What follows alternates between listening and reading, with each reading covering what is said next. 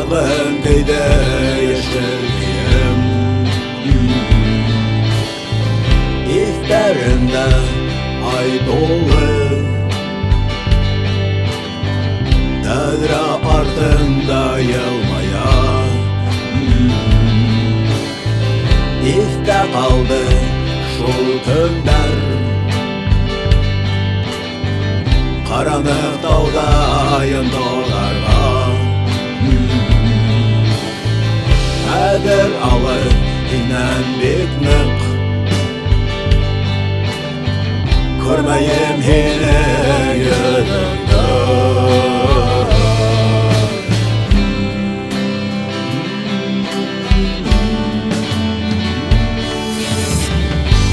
Yağmayım haradım Adratın ağır arlaştık ben Balayında balık olur Adratın ağır ayırıldık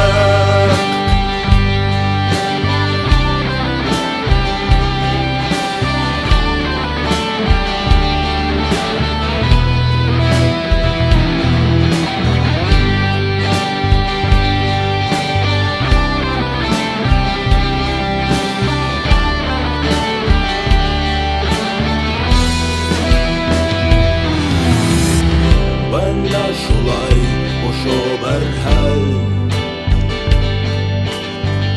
En askarda yaşayım Min öföle işleyim Ağındara kalaylayım Bedem şunan muhabbet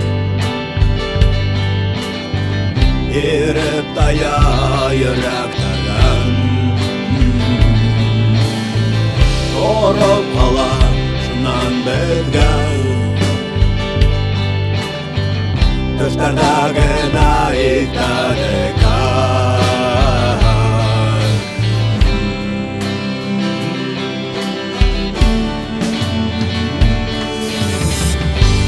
Yağılmayım